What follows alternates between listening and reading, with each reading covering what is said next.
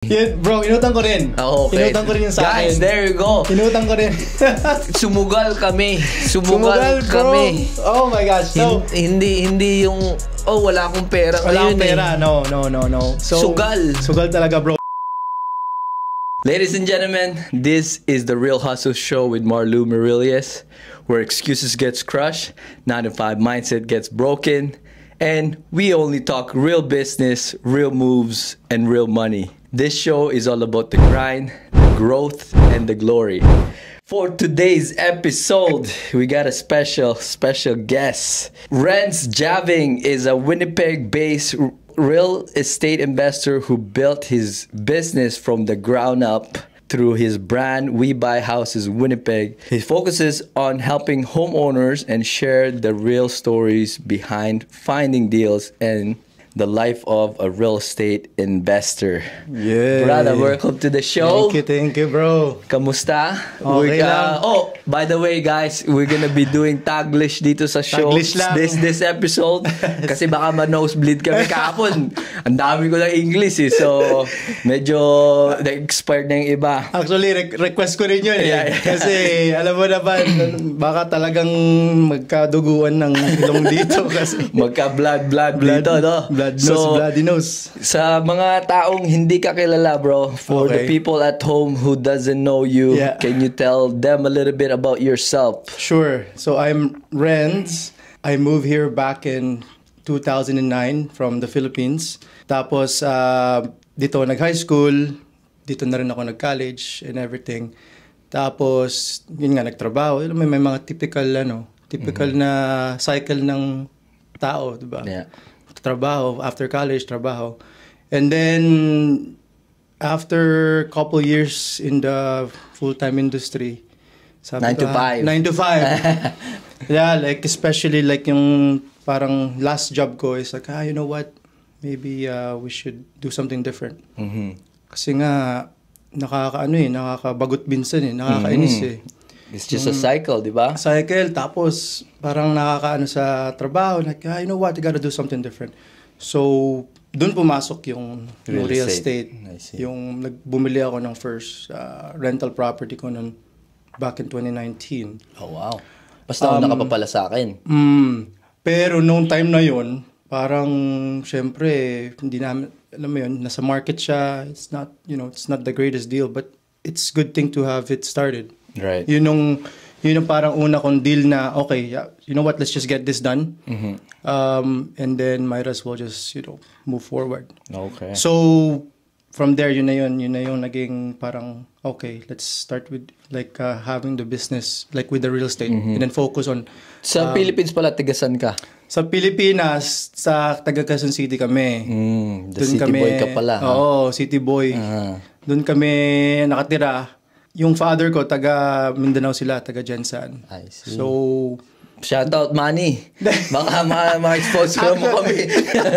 actually yung mismong city is Marbel, which is about 40 minutes from Jensan. I see. Pero South Cotabato, kung baga yun yung area niya. Ano salita doon? Ilonggo. Ilonggo? Oh, Ilonggo din pala kayo. Okay, yeah. Kasi kami din Ilonggo. Nakakaintindi ako ng Ilonggo, pero hindi na ako nakakapagsalita. Like word by word lang. Ako pero din, ganun. Kasi tatay ko taga Iloilo. Oh, yeah, there you go. Yeah. So, ganun din, Brad. Kaya, yun nga, nakakaintindi ako, tapos mag-response ako, Tagalog. Yeah. Ganun din kami nung lumaki kami. So, okay, 2009, nag-move kayo dito. Paano kayo nag-move dito? Bali, sponsor. Kasi marami sa mother side ko naman, yung family ni mama, nandito na lahat. Kapatid ng mga lola ko, kumbaga. Na dito na sila lumaki, like 1945. Like mga ganun time. 1950, ganun.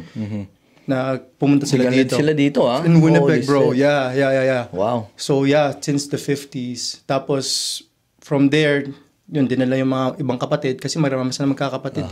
Ikaw lang nasa business niyan sa family nyo? Sa lahat, yeah. Dito essentially sa Winnipeg in terms of business, like yung mga ibang relatives ko, like yung lola ko, like meron siya yung nag-medtech business siya dito sa Winnipeg. Pero nabenta na rin niya nung around nabenta niya.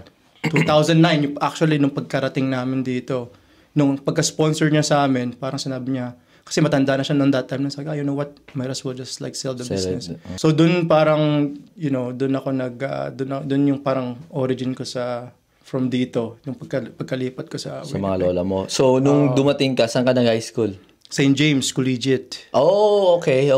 Puro, like, yung time na yon talagang puro puti. Kasi yung ex ko, doon din nagpunta, man. Yeah. Kasi taga Gordon Bell kami. Yeah. Oh, right. Okay. Tapos nag-move siya. Anong year ka gumraduate? 2000, ano ba? 11? 11, 12. O, di ka, ano mo nga siya? Naku. Makakilala mo siya. Kasi nung time na binibisita ko siya, kasi nauna ako mas matanda ako sa kanya. Nung binibisita ko siya sa Gordon, sa St. James, nakikita ko, may mga Pilipino. Sabi ko, oh, nice. Baka kami yun. Kasi kami lang doon yung Pilipino eh. Kaya nga. Parang kumbaga grupo lang kami doon, bro. Kasi out of doon sa yung around 2009, 10, 11, 12, nung time na yun sa St. James, talagang kami lang yung Philippines. Yeah, I know. Naalala ko yun kasi puti din siya. So, syempre, mayabang nga. Puti ang girlfriend mo. Tinitingnan ko kung sino yung mga Pilipino dito. Okay, doon ka pala St. James. Okay. Tapos, after mo graduate, saan ka nag-college? Sa Red River ako noon. Anong kinuha mo? Structural engineering. Kasi si papa ko, graduate siya sa Philippines, structural. So, kumbaga, alam mo naman, di ba? Yeah, syempre. Sige, mag-structural ka na rin. Gayahin mo, papa mo, para... Di ba yung... nothing wrong. Nothing wrong. Yeah, pero para sundan mo yung sundan mo yung parang kinalakihan nila. Di ba? And then follow yung... Kasi alam na naman nila yung gagawin nila. Kunyari, may mga problem ka or anything, pwede ka magtanong exactly. Sa kasi yun yung una nating mentor, magulang natin. Yeah, diba? So, that's right. Yeah, okay. Always. Anong una mong trabaho dito? Ang yung part-time job ba? Yeah. Kasi part-time naman talaga sa simula. High school ako noon, nandun ako sa may Burger King sa Unicity. Oh, layo-layo. Layo-layo. Well, technically malapit sa St. James. Pero like magbabas kami. Grabe yun, bro. Kasi the reason kung bakit kami na-hire doon, kasi mga tropa-tropa din yung mga nandun. Yung manager doon is yung tropa namin. Part-time manager yung lang siya. Shift manager, di ba? Yung mga sa mga Burger King. Sabi niya, sige, pasok kayo dito. Bigay mo lang resume mo sa akin. Tapos mag-interview ka, tapos pasok ka na yan. Okay ka na nun. Tapos from there, that was high school. Tapos, part-time, kita ng kaunti. Siyempre, dun na yung sabi ko, oh man, like, kumikita na ako habang nag-school pa ako. Yeah. Kasi sa Philippines, mahirap gawin nun eh. Oo, especially high school. High school. I mean, ang high school sa atin naman kasi from 18 years... mas 14 to 18 lang, di ba? Kasi nung year natin... Grade 10 lang, kumbaga. Grade 10, Tapos college na agad yun. Dito hanggang grade 12. Kumbaga may additional 2 years tama. Tapos nung katrabaho na ako, mga grade 11, grade 12 dito, yun, kumikita na ako ng kaunti. Tapos bili ako ng cellphone, bili ako ng mga damit. Yun ang mga una kong paycheck eh. Paycheck ako. Siyempre. Bili tayong bagong damit. Alam mo na, bagong sapatos. Yung on time na yun, iPhone Touch pa yun eh. Yung hindi pa iPhone. iPhone. iTouch. iTouch. Yung hindi pa iPhone. Music lang. Pang music lang. Tsaka yung multiplayer. Picture, di ba? May camera siya. Kumbaga, yun lang ginagamit ko. Tuwan-tuwa na ako, may wifi ka, masaya ka na. May Facebook na din doon eh. Facebook, may apps na yun eh. Pero hindi po yung actual iPhone. Ang una kong ginasto sa paycheck ko, kasi ako McDonald's eh. Xbox, no? 360. Kasi kumbaga console. Addict talaga ako dati sa gaming eh. Okay. So, dati sa Philippines, Yeah. mag-iipon ako, hindi ko gagastusin yung baon ko. Para every weekend, pag nandun ako sa mga lola ko, meron akong kalaro doon, mas matanda sa akin, pero siya yung mas magaling. So, gusto ko lagi siyang kalaro kasi nagcha-challenge ako sa NBA. NBA laro niyo? NBA laro namin. Doon ko yung nakilala yung mga since 2004, Yeah. 2006, doon Yeah. ako yung Yeah. namulat sa NBA kasi NBA. dati hindi ko alam NBA. Yeah. PBA lang eh. So, Kasi nga sa laro. yeah. So ngayon, nung dumating ako dito, sabi ko, Okay. shit, paano kaya ako magkakaroon ng console ko? Kasi hindi naman ako binibili ng tatay ko eh. Yeah. Ganon, nagtrabaho ako. Unang paycheck, man. Actually, ganun Binuhos din ko. sa parents ko, kahit sa Pilipinas eh. Like, sinasabi niya, kailangan pagtrabahuan yan kung gusto mo kunin. So, yun nga rin, pa-same din yung pupunta kami doon sa Canada. Sabi niya sa akin na, sige, bago mo bilhin yung yung iTouch mo, yung gusto mo na bilhin, pagtrabahuan mo. Tapos yung time din na yun, nung mga around October nung time na, kasi birthday ko nung time na, bumili ako kasi gusto ko talaga yung gitara. So kumbaga yun yung pinaano ko pa yun, parang down payment pa yun, every monthly payment, bro. Installment pa? Installment pa, oo. Tapos, di yun, siyempre, nung sakto-sakto, nung last payment ko, birthday ko, kinuha ko ng gitara kasi layaway, hindi mo pa siya makukuha. Right. Tapos makukuha mo siya once na Fully paid. fully paid mo siya. Tapos sakto birthday ka. Yan yung mga unang mga big purchases eh. Kumbaga $800. Parang sobrang laki na yun. Yeah. Yung time So, na yun. after nag-high school ka, graduated ka, Yeah. nag-college, Right. ano nga ulit yung course mo? Structural. Structural engineer. Yeah, sa After Retriever. ilang years yun? 2 years? 1 2 and a year? half. 2.5. Right. Wow. Yeah, 2.5 years. After noon, nakakuha ka agad ng trabaho? No. Oh, shit. Hindi, bro. So, ito na nga. So, graduate ako. Walang gustong mag-hire. Kasi nga wala experience. Pareho tayo. Okay, go. No experience, right? Sasabi nila na, you graduated, structural. Yeah. But your experience, kasi nga mayroong mga internship, di ba, yung co-op program. But hindi siya related sa course mo. So, we're not gonna hire you. So, ang Ilang ginawa, months ka pa bago nagkaroon ng trabaho? may mga trabaho naman na pumapasok, pero hindi siya related dun sa structural. So, ang ginawa ko, nung after 1 month, nung wala na akong, after ko graduate, sabi ko, whatever, kung ano man lumabas dyan, kukunin ko na. So, by that time, ang nakuha kong trabaho is para siyang drafting. So, Okay. nagdo-drawing ng AutoCAD. Ng mga bahay, ganyan. Yeah. Ang focus naman nung trabaho na yon is mostly for millwork. So, cabinets. Okay. So, para siyang cabinet designer ang kinalabasan ko. Yung parang pag nagpupunta ka ng Home Depot, Yeah. makikita mo yung Mag-drawing design yung design. Okay. Yun ang pinaka first job ko, which is non-related sa structural. After ng college mo. Oo. Pero yun nga, syempre, wala akong choice kasi nga, kailangan ko ng experience. So, kahit paano, yung drafting na yun, iniisip ko sa akin na, maybe magagamit ko yan pag experience pag nag-interview ako ng another job. Which is, on that case, yun yung nangyari. Like, yung susunod ko na job, medyo related na siya, pero draftsman pa rin ako nung time na yun. So, okay naman siya, pero kahit hindi pa rin siya yung actual job ko. Kailan mo nakuha yung actual na Never. Ako Never, din, bro. man. Never, bro. Never. Right after high Never. school, Oo. nag-iisip ako, ano bang gusto kong gawin? Sabi ng tatay ko, mag-school ka. Yeah. Ang ate ko nasa healthcare aid. Okay. Healthcare system sila. Right. So sabi niya, since tamad ka naman, ano mo tong medical office administrator? Kasi tigakuha ka lang na information, Parang ganun. admin, no? Doon ka lang Okay. sa Sabi ko, computer. Sabi ko, maganda yun Okay. Pumasok ako sa school, sa CDI. Right. Bro, ako lang ang lalaki. Kasi nga, puro usually babae nga yung Siguro, 40, ako lang ang lalaki. Shoot. Tapos, halfway ng school year, may pumasok na lalaki, Nigerian, doktor. So, yun yung pinasok niya kasi nga, yun yung pinasok niya pagdating sa Canada. kumbaga Kasi, stepping stone talaga no? doktor siya sa Nigeria. Wow. Nag-aral siya ng medical office. Siya lang yung kaklase kong lalaki. Pero lahat sila, ako, kakagraduate ko lang ng high school. So, bali, pa lang ako noon? 18, 19. Yeah. Lahat ng mga classmate ko, nasa 25 above. Ako lang pinakabata. Wow. Oo, men. Kasi nga, straight out of high school. Straight out of high school. Ayaw akong pa-istapin ng tatay ko. Yeah. So, Yeah. after nung college, graduate, no? Right. Naghanap ng trabaho, wala talaga akong makita. Okay. Napahinto ako maghanap ng trabaho kasi merong isang clinic sa St. James, sa corner ng St. James. Yeah. St. James Clinic. St. James Clinic, Doon sa may mismong ako. Polo Park, Akala nila, babae ako. Dahil sa pangalan ko. Oo nga, Marlu. Oo, Yeah, di ba right. merong Marley, Marilu. Marilu. Yeah, Nanay ko, gano'n, Marilu. Yeah, right. So, pag tawag sa akin, hey, can I speak to Marlu? Sabi ko, speaking. Oh. Sabi niya, oh, we thought you're a guy. Oh, we thought you're a girl. Okay. Sabi ko, what? Sabi niya, yeah, we're only hiring girls.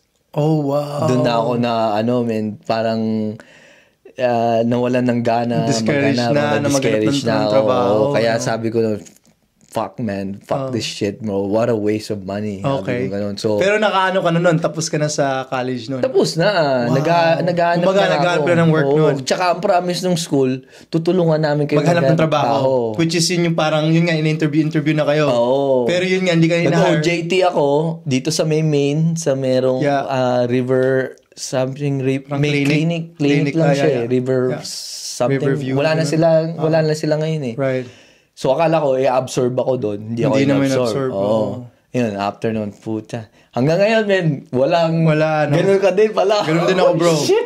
So, nung, yun nga, OJT nga, dun sa parang, yung, government siya actually, government job siya, Manitoba Infrastructure. Yung OJT ko dun, i-absorb sana nila ako, pero, hindi siya, non-related siya kasi, akin, building. Tapos yun, puro road construction eh. Yeah. Puro asfalto, concrete. Yung mga gumagawa ng mga highway, gano'n, doon kami. So, hindi talaga siya related. So, ever since, hindi ko siya nagamit talaga. Magkano yun? Sa student loan ko, about, I would say, easily at 17K. Bro. Easily.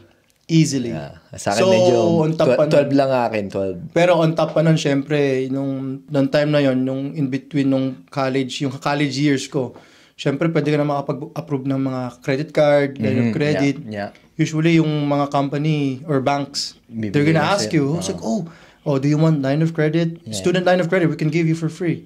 Like, no approval. Pre-approval na yun eh. Kumbaga, automatic na. So, syempre, maengganyo ako na, let's get approved. First Visa, first MasterCard, diba? Ganyan. So, ako naman, ito, excited. Gastos. Nung time na yon, parang sabi ko, meron naman akong trabaho may OJT naman ako eh. Yeah. Bili tayong kotse. yun ang unang di ba? Yeah. Pa-approve tayo ng kotse. Yeah. Approve, no problem. Kasi laki ng sweldo eh. Full time eh. Kumbaga OJT, di ba? Bili ka May bayad kayo sa OJT nyo? May bayad sa OJT nun, kami bro. Wala. Kami wala. Wala, bro. Wala kaming bayad. Well, actually, yun nga yung sa tingin ko, hindi kinaganda kasi may binabayaran. Ang laki.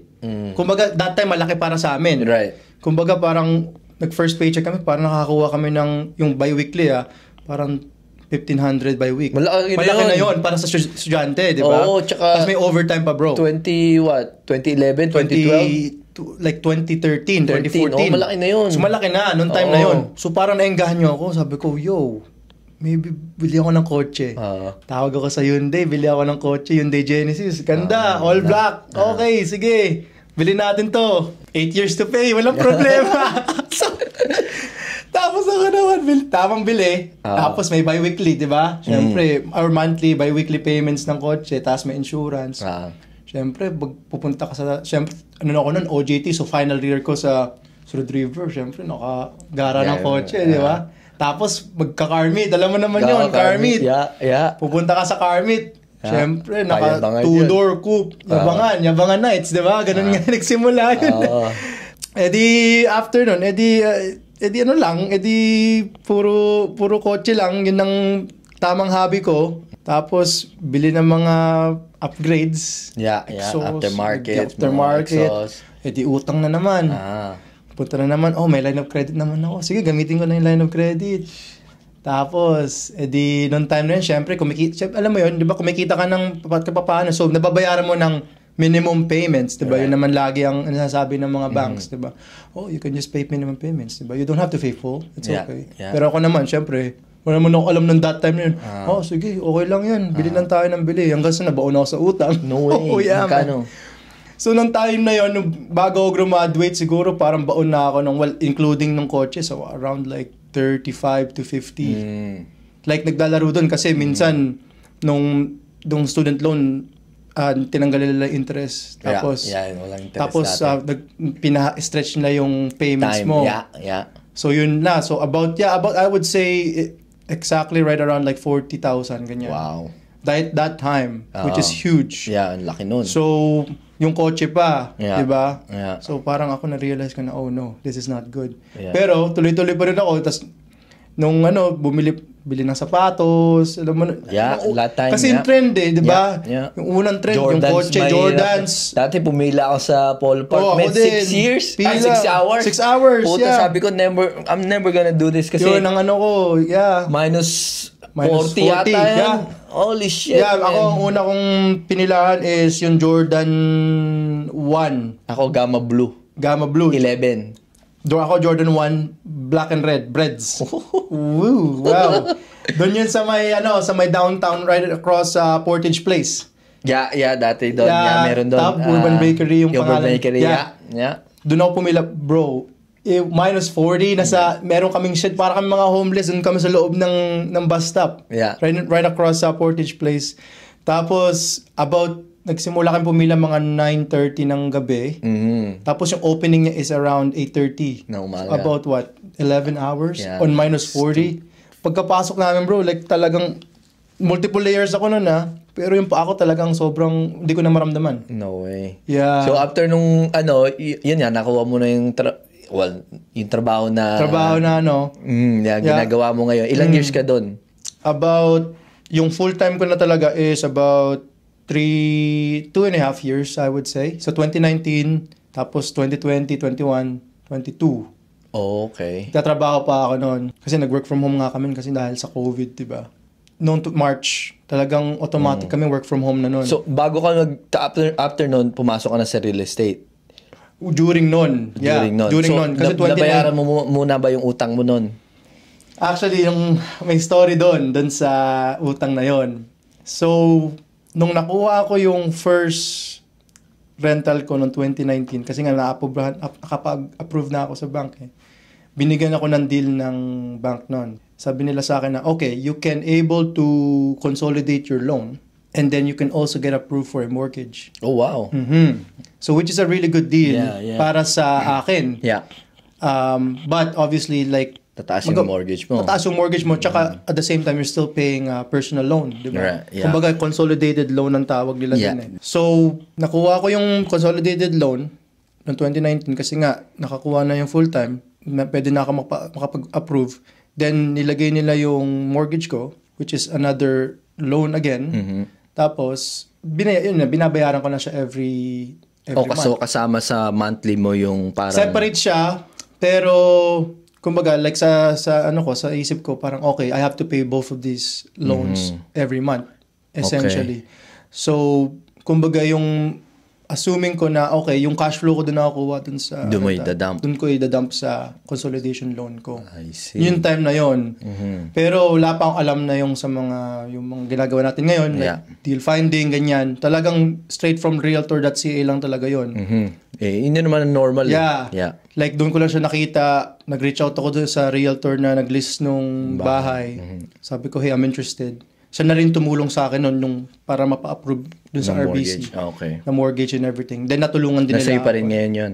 Yeah, that's 1258 Magnus dun sa Magnus pinakauna kong rental property sa Winnipeg.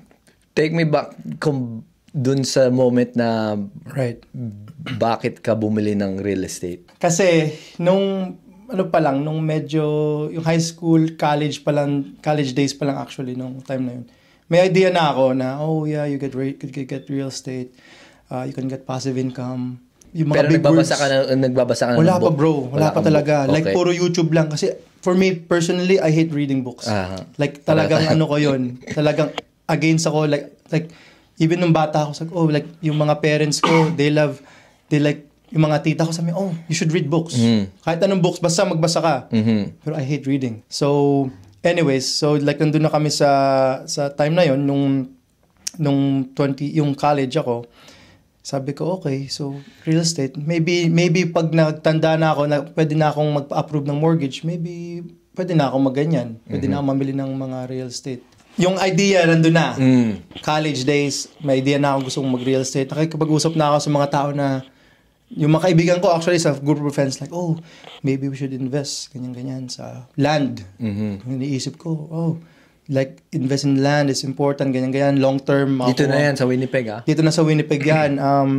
I think makukuha mo yan after 10 years, dodoble na yung value ng land, ganyan. So may idea na ako, pero wala pa talaga to the point na, okay, I'm actually gonna buy something. Nag-come to fruition lang siya nung 2019 nga, kasi nga, pwede na ako makapag-approve ng mortgage.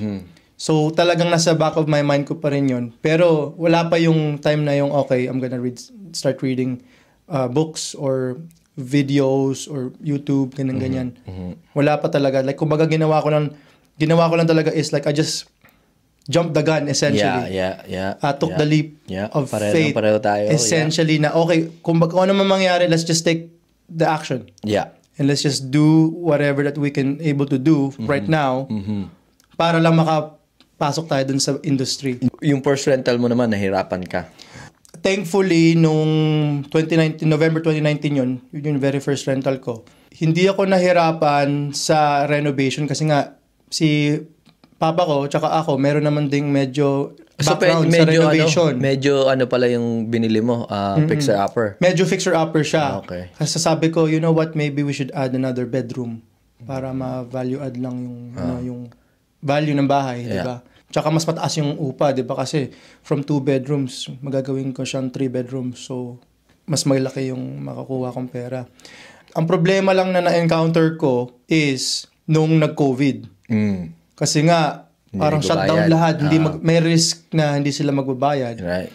So, kasi lahat tigil eh. Yeah. Like lahat ng trabaho, shutdown, lockdown tayo. 2020, March 2020, naalala ko yun. So, yun yung parang nakakatakot kasi paano pag di nakapagbayad doon tenant ko? Tapos don't forget, nagbabayad ako ng personal loan ko, nagbabayad pa ako ng mortgage ko, plus property tax, insurance, all of that other stuff. So, thankfully naman, nung mga time na yon, hindi sila nawalan ng trabaho, yung mga tenants. Tuloy-tuloy pa rin yung bayad nila. Pero syempre, minsan nga, alam mo naman, as you have may bahay, it comes with maintenance. Yeah. So, nung spring nung 2020, masisira yung ganito. Masisira yung roof. Kailangan mo ayusin. Right away. Kasi luma yung bahay eh. It's like 1900s. See, yun ang pinipilit kong ipatintindi sa mga tao na just because meron ka ng rental doesn't mean na magiging milyonaryo ka na. No, it doesn't. No. Bro, I think yung pinasukan nating program, kasi we're gonna talk about that. Yeah. Yung pinasukan namin yung program ni Renz, pareho kami ng coach actually. Yes. Pero doon sa program na yun, it teaches us to find deals. Right. First and foremost, before you start becoming a landlord. Kasi yung stage ng landlord is 4 stages na siya. Fourth stage the fourth stage na siya ng becoming a real estate investor. Right. Kasi normally, katulad nga natin, yung mga taong walang alam, bibili lang tayo ng rental. Yeah. Pag nahirapan na tayo, ibibenta na yung bahay. That's it. And then, worst case scenario, either na yung bahay, talo ka pa.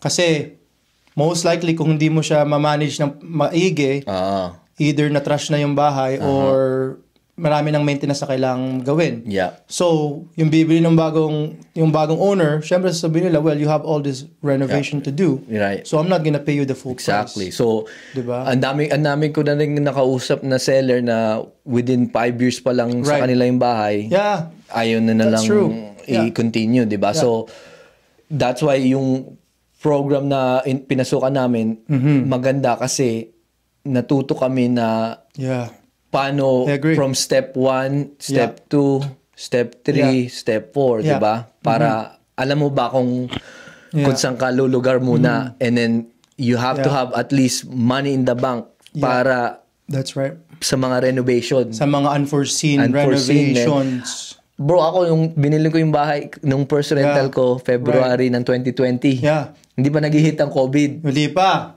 Like right before COVID. Right before. Ang goal ko is rooming house. Ang lakas pa ng loob ko, rooming. 5 yung bedroom. So sabi ko, shit, kikita ako 2.5 dito. 2.5, malaki cash flow. Let's go. 158 lang yung bahay sa Beverly. Sabi ko, okay. Okay, Beverly, Oo, 7. Ang bi-weekly ko, 360. So let's say 700. Okay. Right? Yeah. Sabi ko, shit, ang laki ng calcculate tax. Calculate mo na. Sabi ko, kikita siguro ako dito. 800 to 1,000 monthly. So, nung pinost ko, February, by end of February, nakakuha ko 2 student Okay. sa U of W. U of W. Right? Yeah. 500 each, no? Yeah. Nung March, tigil lahat. Tigil lahat ng diba? mga school eh. Tigil. So, sabi ko, shoot, paano to? Oo. Tuloy-tuloy pa rin. Yeah. Talo. Ngayon, nung nag-March na, January, February, March, April, Yeah. talo na ako kasi 1,000 lang yung kinikita ko. Yeah. Yung expenses ko pala, nasa mga 1,200. Kasi nga, di mo naman naisip yun eh. Calculate Oo, lahat. oo. Diba? So, 1,200 pala. So, sabi ko, shoot, sige, okay lang. Tuloy-tuloy pa rin. Kasi Tuloy-tuloy, at least, hindi 1,200 lahat binabayad Yeah, ko. At least, right. lang, 200. Diba? So, ngayon, nagstay yung dalawa. From time to time, binivisit ko yung bahay. And then, merong one thing na nangyari is dun sa building trap. Oh, nag-collapse. Nag-collapse. Wow. So, nung nagme-melt na yung snow, Right. bumabaha sa ilalim. Buwabalik so, yung tubig. ang baho. Kasi yeah. tayo, Yeah, sewer backup. Sewer backup na sila, Right. di ba? Hindi na bumapasok sa city. So, nagko-complain na yung dalawa na doon. Parehong babae. Oh. Nagme-message na, nagtitreat na sa akin, ipaayos mo Paayos to, mo to, or kung hindi, isusumbong ka namin. So, yeah. sabi ko, shit, Wow. okay. Pinapunta ko ngayon yung isang company na naggagawa. Yeah. 5K. Wow. Para lang tanggalin yung pinaka-building trap. Yung building trap. So sabi ko, sige, fight. Kasi Wala, no choice. no choice. No Yeah, you choice have to do it. You have to do it. Ang baho na ng bahay. Yeah. Kawawa rin yung mga tenants. Kawawa yung tenant, di ba? Naayos. Few days naman, sumabog yung hot water tank. Oo, like, oh, shit. Never ending naman to. So, yeah. Yun ang drawbacks na having a rental property is you have to think about yung mga repairs na kailangan mong gawin in the long run. Kasi there's a wear and tear in each part of the house. Yeah. Hot water tank. Yeah. Tsaka yung mga taong titira doon, expect mo na hindi nila alagaan yung bahay. Yeah, and then that's, talagang kasama na sa yun eh, part of the part of the business, 'di ba? Syempre ginagamit nila yung mga equipment doon. Yeah. Syempre, assuming mo na dapat kailangan mong alagaan yun or unless magsasira eventually. And yung continue ko yung story ko yung breaking point ko dun sa mga tenant ko, naayos ko na yung dalawang problema. No? Bumisita ulit ako doon after ng work ko. Sabi ko, sige, bisitahin ko na yung check sewer. mo lang. Check mo. Kung okay na. Okay na yun. Pagpasok ko, amoy, alam mo yung dry weed. Ooh, may alagang rabbit. Oh, no.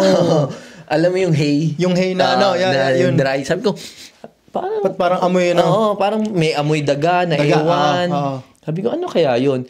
So, yung bed, may 3 bedroom sa taas. Right. Kasi 2-story siya, 3 bedroom, 2 bedroom sa main floor. Tapos parang crawl space lang na maliit ang basement. Tapos makikita mo yung doon. Oo. So, nung papunta ako sa may kitchen, may bedroom dito eh. Right. Sabi ko sa kanila, sige, gamitin niyo na muna yan for makeup, ganun. Nung binuksan ko, ang laki ng cage. Nandun yung cage? Oo, ang laki. Sabi ko, ano yan? Sabi niya, ganun pinapalagaan sa akin. Ganun. Sabi ko, what the heck? Sabi ko, pero hindi kasama sa contract. Hindi kasama sa contract. Actually, before noon, nag-ask siya sa akin kung pwede siya magdala ng pusa. Sabi ko, sure, sige, pero magbayad ka ng deposit. Additional, pet deposit. Papayagan kita. Right. Nung nakita ko yung rabbit na yun, doon ako nag-snap, man. Doon ako sabi ko, putang ina, ayoko na talaga nitong rental. So sabi ko sa kanila, minessage ko sila. Sabi ko, I think it's better off na na tayo. I think you guys should just leave. Yeah. Wala pa silang 6 months doon, bro. Wow. Oo. Kasi sabi ko, number 1, you guys, taking advantage of the situation. Yeah. Ganyan. So, nag-message din sa akin yung parents. Galit na galit. Ganun. Sabi ko, well, wala sa contract yung natin. So, actually, you guys are at fault, di ba? So, ngayon, sige, babalik ko yung damage deposit nyo, pero umalis na kayo sa bahay. Wow. Kasi, it's not working out eh. Yeah, it's not working out with them. Yung dalawang yon actually, magkaklase sila. So, friends sila. Okay. So, yung isa, okay lang. Pero pareho ko na silang kinik out. Tapos, after siguro January, February, March, April, May, gusto ko nang ibenta namin. Gusto mo na ibenta. Wala pang ano yun, wala pang isang taon. Wala pang isang taon. Grabe, no? Oo. So ngayon, yung sa'yo, nung naayos nyo na, ni-refinance mo siya. Hindi ko pa alam yun, bro. Hindi pa alam wala yun. pa yun. Okay. Wala pa sa isip ko yun.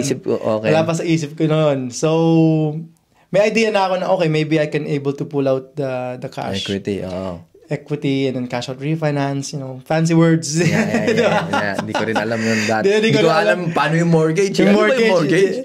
Hindi ko nga rin alam yung di ba, yung, kailangan pwede mo namang gamitin yung mo, down payment, ganyan. Wala pa akong idea. Pero nung time na yon 2020, wala, like, everything's paused talaga lahat. From March to March, essentially. March to March of 2020, 2021. Nag-stay sila, isang tenant lang. Isang tenant lang Okay, yun. good. Thankfully, walang nangyari na masama or maintenance normal, sure. Yeah. Kailangan i-repair yung mga pipes, ganyan, nagli-leak, ayusin, windows, roof, which is sige, I'll take it, whatever. But I'm not making money. Wait, question ko lang. Saan mo nakuha yung pinang-down mo doon? Yun din ang ginawa ni RBC is nung in between nung November to December or November to January, kasi January sila pumasok 5% down yung ginawa ko doon. Yun yung ginawa ko sa CMHC. Okay. So, buti nakaipon ka. Kahit may utang part pa rin nung personal loan nun, bro. May sarili akong ipon, about I would say 6,000. Tapos yung the rest ng closing cost, tsaka nung the rest nung down payment, yung siguro another 6,000. Kasi parang in total 15,000 kasama closing cost. Kasama dun sa personal loan, which is really great na binigay sa akin ng bank noon. Noon that time. Kasi kung wala kang pan-down, wala kang mambibili. So they willing to take that risk. So parang zero parang money. Almost 0% down yung purchase ko. Zero down. Almost zero down. Parang accidentally zero down ang nangyari. Kanilabasan. Kasi binigay nila sa'yo Yes. It was a great start. Pero nga dahil nga sa COVID, hindi ko na natuloy-tuloy, kumbaga. Kasi ang goal ko is like, okay, what's next? Like, how can I buy another one?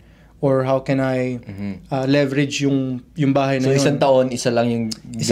2019, that's it. Then 2020 happened, everything paused. Yeah. So parang nag-divert ako sa different businesses. Ang ginawa ko nung that time, kasi nga, syempre lahat nag-pause, nag-deliver ako ng DoorDash. Skip the dishes. Instacart, nag-deliver ng grocery. From March 2020. Pero nag-full-time pa rin ako noon. So talagang grind talaga, bro. Kasi, syempre, meron na ka nang binabayaran Yeah. So, ang nakatulong din dun sa mga bayarin na yon, parang nagkaroon din ako ng accountability sa sarili ko na, okay, so kung meron akong, just in case hindi magbayad yung tenant. You know what? Meron akong savings. I can pay that off. Buti nahinto mo yung mga pagbibili ng mga parts. Bro, talagang nawala na yun. Nawala na talaga, bro. Kasi, kumbaga yung 2020, nagkaroon ako ng parang mind shift sa akin, sa sarili ko. So, saan galing yun? I have no clue, bro.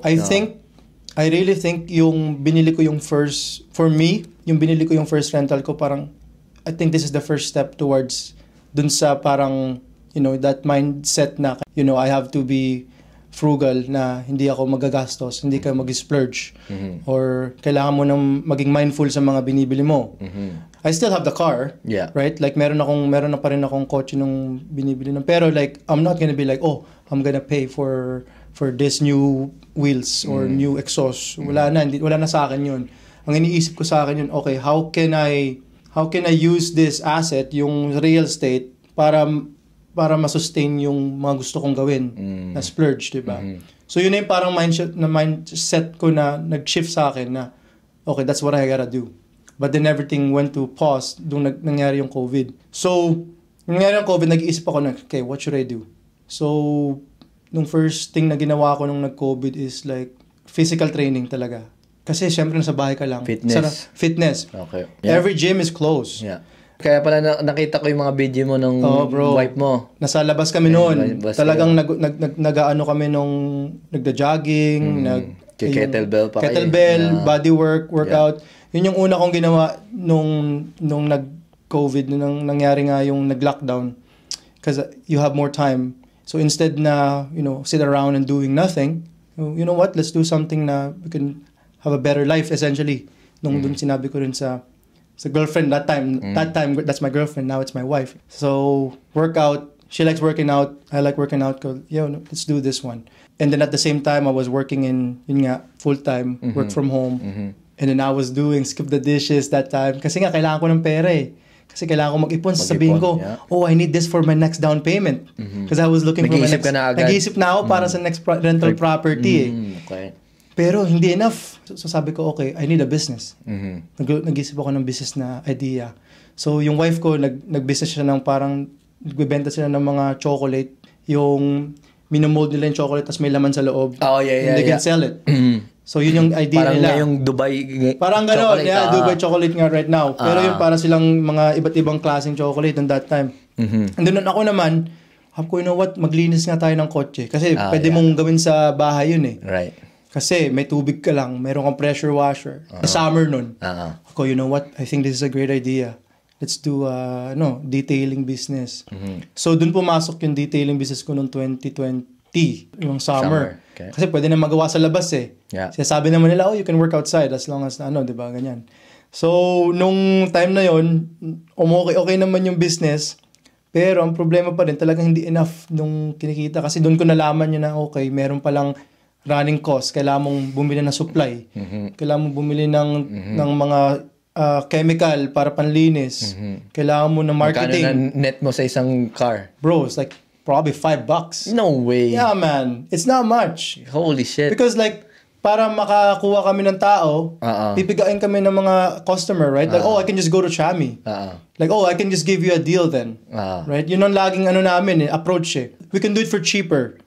Right? So they can able to go to us and do the cleaning, right? Para masustain lang namin yung So we were busy, but we're not making money. So yun ang iniisip ko pa rin sa loob-loob ko, like, no way, like we're not gonna get anything out of this. So yun na yung around that time is November na yun, pa-winter na. Sabi ko, I gotta think of something. Yung time na yun, yung September, actually, funny thing because magiging related ka dito kasi yung tropa ko, parang kakilala ka ata sa Facebook. Kasi nakita ka ata niya na, si Marlo, ganito, ganyan. Sinong pangalan ng tropa mo? Si Earl. Si Earl, yeah. Kakilala ko si Earl sa Edmonton. Oo. Yeah. Kasi taga Edmonton yung parents sila. Tsaka lumipat siya doon. Yeah. Kasi na broken-hearted siya dito. Yeah.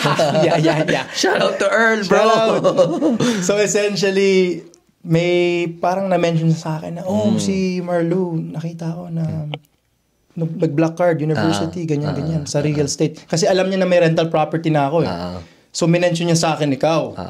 Sabi ko, ano naman yung Black Card na yan? Sabi niya, parang real estate mentorship. Sabi ko, okay. So, parang nag-interest sa akin na, okay, why not check, diba? Tininan ko yung Facebook mo, tininan ko rin yung Black Card. Tapos, tininan ko yung mga Brock and Stefan Arnio and everything. But that time, it was like, everything is just a blur for me. Like, wala naman to, hindi ko naman to. Pero when it gets something serious around September, October, doon ako nag-decide, okay, you know what? I think I'm gonna do this one. Pero bro, I barely have money. Okay. Like, probably meron akong like 5,000 sa savings ko. Which is, yung cost nung 20,000 na mentorship. Yeah. So, nag-reach out ako sa mentor natin, si Sean.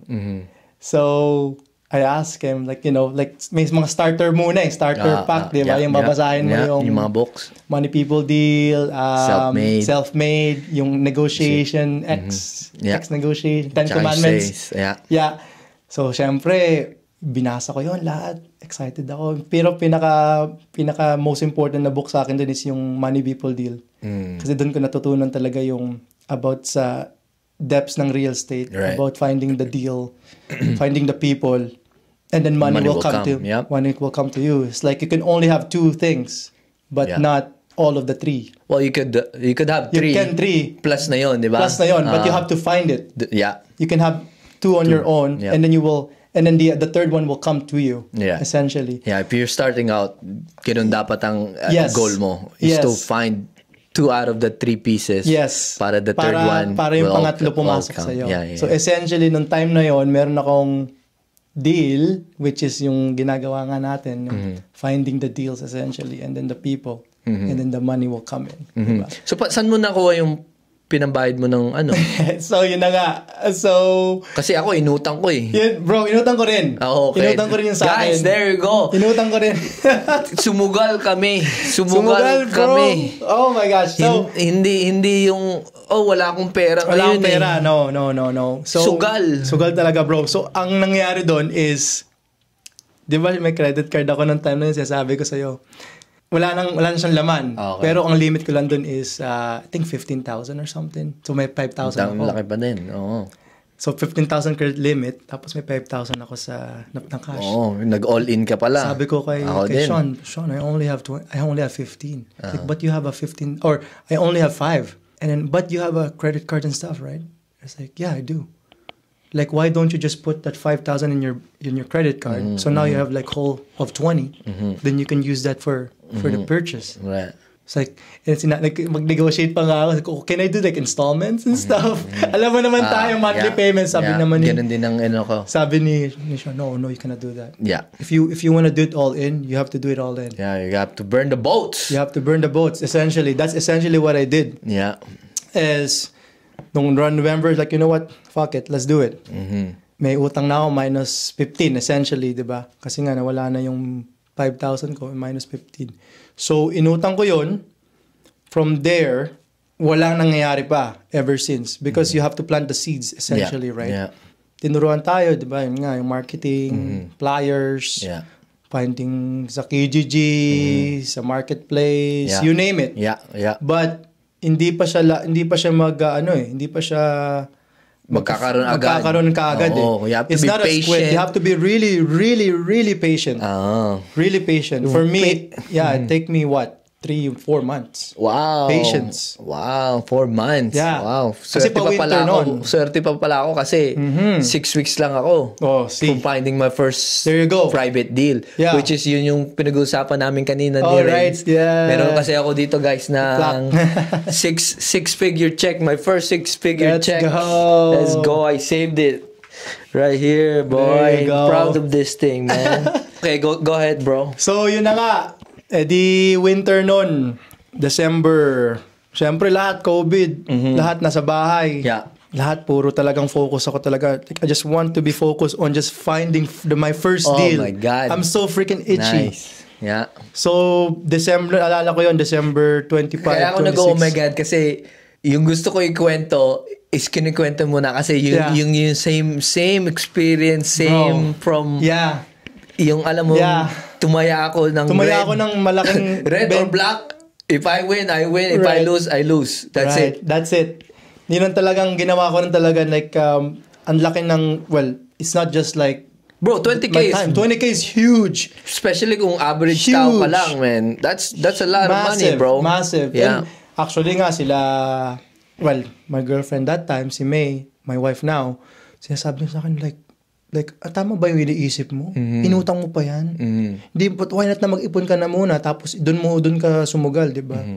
Pero like, you cannot have a perfect time. Exactly. Right? Yeah. Like, kasi pag doon sa mga nagtatanong din sa akin, bro, namin nagtatanong, nagko-coach ka ba? Ganyan. Sabi ko, yeah, nagko-coach, pero kailangan full price para, alam mo yun, yung tinaya mo, may encourage ka na I think galawan siya, di ba? Yeah, kasi yun yung nag-push sa atin eh. I think yung nag-push talaga sa atin. Right? Honestly, that's kasi the only way. Kasi sabi ko nung tinaya ko, sabi ko itong 20K ko, sabi ko kay April, kahit ayaw mo, gagawin ko to. I made my mind, gagawin ko to. So sabi ko, nung na-swipe na yung card, sabi ko, I better get that fucking money back. ASAP.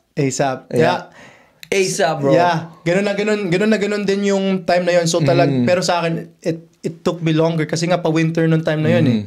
So no one's selling because everyone is like, because November, right? November, December, January. October. Right? Okay. So papunta na sa fall, di ba? Yeah. Like for me, it was the opposite. I was starting around winter, spring. So talagang... Actually, August ako nag-sign up. Kasi nga, 6 weeks lang eh. Yeah. So by September, first week of October, by summer, right? Like you can able to like find a deal. Yeah. Like, but for me, like it took me, like I was building websites, I was doing flyers. Lahat, tsaka sa umpisa, lahat Sobra. palabas. Palabas talaga lahat, bro. Like, lahat ng marketing ko, like, well, that's on top nung 20,000. Exactly. You have to- Hindi naman binigay sa atin yan eh. Yeah, you have to put in additional money and time Yeah. for like Effort mo. Effort.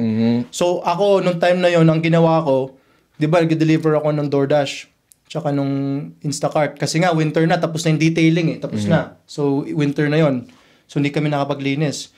So ako, syempre, sige, back to Instacart naman ako tsaka delivery. So every time I drop off the food or the grocery, so sa street na yon, I'm dropping flyers. Like that was like minus See? 20. No excuse, man. No excuse. Yeah. Minus 40. I was there. Naalala ko pa one time, I was, where was that? I think it's in Charleswood. Alam mo yung mga roads doon, it's a little bit like old, like gravel road sometimes, right? Yeah. Yung mga... Yung mga may malalaking ditch, right? Yeah. So, usually yun yung mga nag-hire ng mga delivery for grocery, right? Kasi malayo-layo sila. Malayo-layo sila. So, nagpunta akong Costco. I got the Instacart order and everything. So, nasa RAV4 ko siya. First generation RAV4. So old. Kasi kailangan ko ng winter beater noon that time. And then, pagka-deliver ko doon, syempre, icy yung road. Bro, yung binubuhat ko yung mga nadudulas pa ako. yung mga kinuha ko pa sa ditch. Kinuha ko pa, tapos sabi ko, you grocery. know what? Tapos nag-i-snow. Sabi ko, you know what? I'm still gonna drop flyers. Nilakad ko yun, kahit may yellow lahat. Dinrop ko yung mga flyers dun, it's 1 block. Came back to my car, then get another Instacart order, right? Then did it again.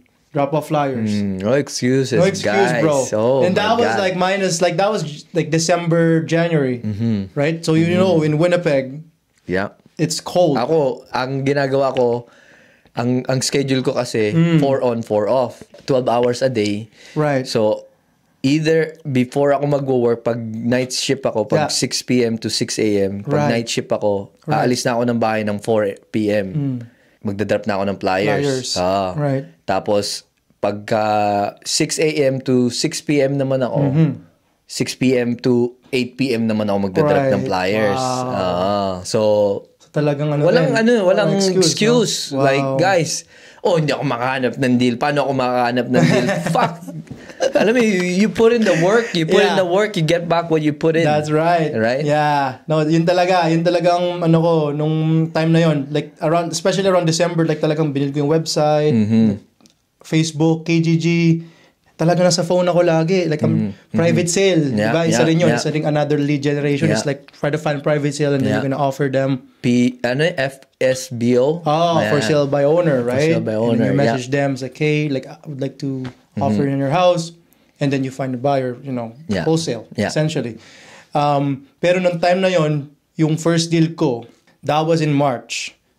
And it was in an okay neighborhood, right? It's in Weston. So That's it was good, good decent, right? It was a tear down. Like the owner owns it for like few years, but then it was a tenant, and then they trashed the place. So now they want to sell it. So what they want on the house is 99,000. Okay, Cheap. Good deal, right? Yeah. Perfect. Okay, I put it under contract. I tried. But sabi nila, ito lang talaga yung lowest ko kasi may binabayaran pa akong mortgage tsaka yung meron daw siyang utang. So yun talaga pinaka-lowest niya. Actually, yung listing price niya sa KGG is around like 120. Pero we think that it's gonna be worth it around 99. Okay. But the problem was, it was a teardown. So nung ginagawa ko yung deal na yun, so I put it under contract at 99, right? Yeah.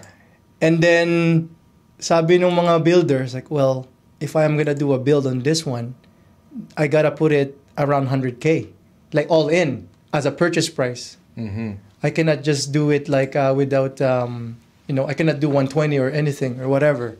So, I'm like, well, I have no choice. I found a buyer, right? I found a buyer, but then I'm only gonna be buying it for 99,500. That's it. Okay. That's it, bro. So I'm like, well, I can able to negotiate back to the seller, saying like, hey, which ayaw na nila. Like, I need to lower the price because like this is what my partners were saying. It's way too, the purchase price is way too high. Yung land na nakita mo na yon, Right. pwede mag-build ng dalawang house? No, it's just like a single lot. Oh, Single I lot, see. 25 by 100. Oh, okay. You can only build like whatever single lot or a duplex. That's it. That's it, yeah. It's a small Land. lot. Okay. Plus there's a house. So you have to tear down the house yeah, too, right? yeah. Yun yung sinasabi nung builder ko na nakalala ko noon that time.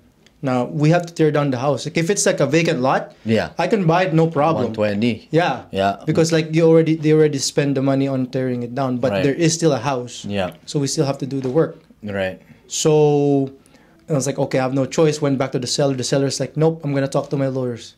No way. I'm gonna sue you. Like I was scared. I was like, oh no, this is my first deal. Tapos sabi ko, wow, Wait, so magrereklamo na kaagad. na-assign mo na siya nun? Hindi pa, bro. Okay. Because I'm still trying to negotiate it back Yeah, to pero the seller. nung meron ka condition sa offer mo nun? There is. Okay. There is. There is a condition kasi, still. I mean, nung pag umpisa ka talaga nakakatakot Nakakatakot, bro. Pag sinabi nila. Yeah, no, I'm gonna talk to my lawyers. I'm gonna tell you that you're giving me na mali yung sinasabi mo sa akin. Like I thought we already agreed on the 99,000. Like now you're gonna be lowering it out again. Like what are you talking about? Tapos natakot na ako like whoa, like okay, chill, like I'm not gonna back out or anything. Let me talk back to my partners. But that time, which is the builder, which is yun yung buyer ko. So, nung bumalik ako sa buyers ko, I was like, no, that's it. That's all I can do. And I have no choice but to take the $500. So my first ever deal is $500. I see. But still, that's still out of lunch from the bro. Like in sa mga ininvest ko na plus than 20,000, right? But at least You get the concept na. I get the concept na okay, I can actually do this on a scale. Ganyan din yung ko, first wholesale ko. Same thing, land. Right. Builder din ang bumili. Asking ko is 3K. Yeah. Ang dami kong sinendan pero walang gusto bumili. Di ba? Ngayon, nagda-drop kami ng isang weekend sa St. James. Okay. Na-drop pa namin yung bahay ng builder. Tapos tumawag sa akin, mayroon ka bang land, ganyan. Sabi ko, yeah, meron ako actually sa Kuwaitin area. Okay, yeah. Decent, yeah. So, sabi niya, okay, how much? Sabi ko, ganito. Sabi niya, sige, let's meet at Tim Hortons. Yeah. The next day, nag-meet kami. Naka-suit and tie pa ako. Parang talagang business. Business attire. Oo. Dala ko pa yung bag ko. Yeah. Punta ako doon. Sabi niya, ganyan, may bahay din. Tapos, sabi niya, kailangan i-tear down. 3K yung asking, yung yung parang wholesale fee, finder's fee. Finder's fee, yeah. Tapos, sabi niya, the only thing I can do is 500. Wow. Sabi ko, what the heck? So, sabi ko, no, I'm not gonna say yes. So, sabi ko, you know what, let me make a phone call. Tinawagan ko si Sean. Sabi ko, Sean, nag-offer to ng 500. Right. Anong gagawin ko? Sabi niya, take the money. Yeah. Sabi niya, how many hours did you spend on the deal? Sabi ko, I don't know, 2 hours. Sabi niya, okay.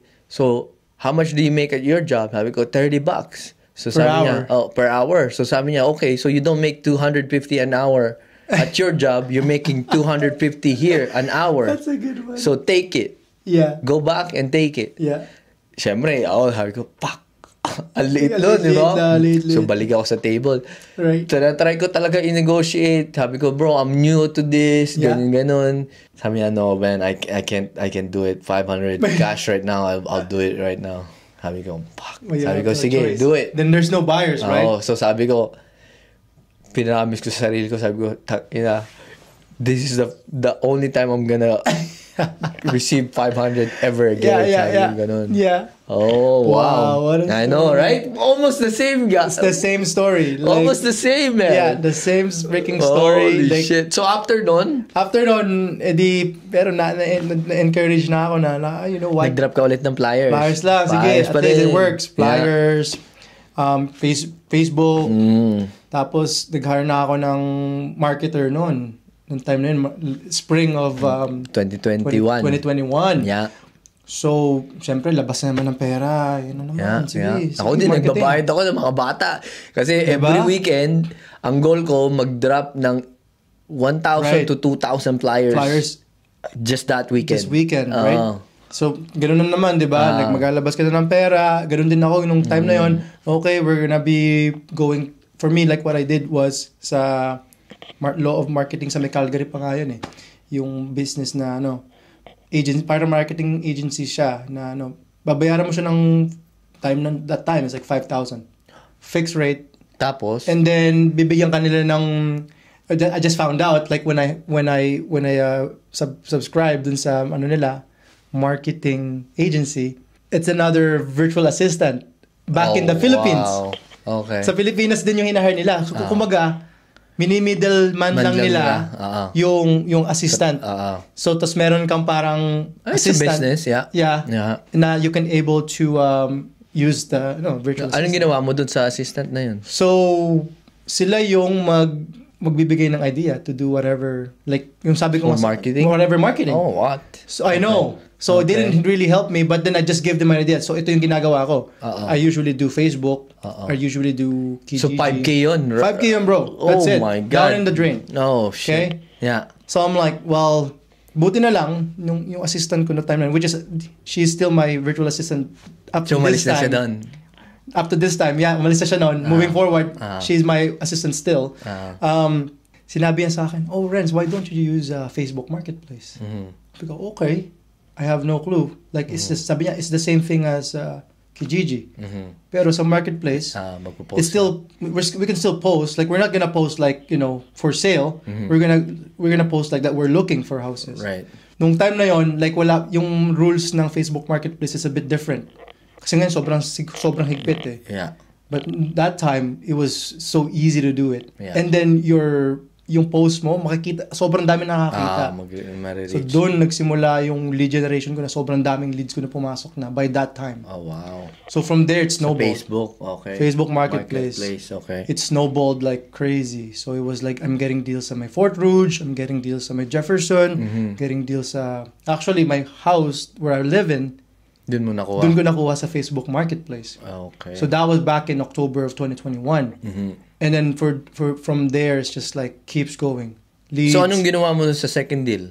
So, second deal, that was in sa may Toronto, actually. Toronto Street. Nakuha ko siya through, same thing, Facebook Marketplace. Nung una, mataas pa yung price niya.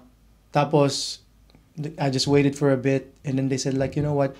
I'm just gonna let it go for this amount. Which is the number that makes sense for me that I could able to wholesale it. So, that one I made that was like 5,000.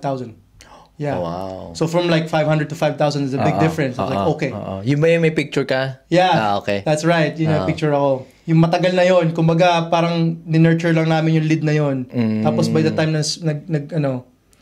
technically yun ang una kong una kong lead eh.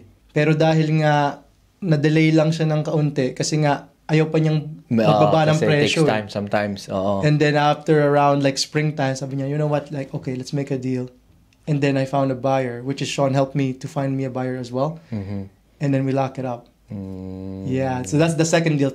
So technically, yung actual deal, like a real deal, it would be that yung sa Toronto. I see. And then now, like yun nga, yung sinabi ko, yung after ng Facebook Marketplace na post, makakuha na ako ng wholesale deals doon. And at the same time, doon ko rin nakita yung first burr ko. Oh. Kumbaga, I was already into the game. So, you know what? Like maybe I can just able to find like a good deal. And then maybe I fix it up. Yeah. And then rented it. And then refinance it. Doon ko nalaman yung concept nun, bro. Before that, I have no clue. Ako din. Like, what's that refinance? Like, I don't know how it works. So, how did you, fund that deal?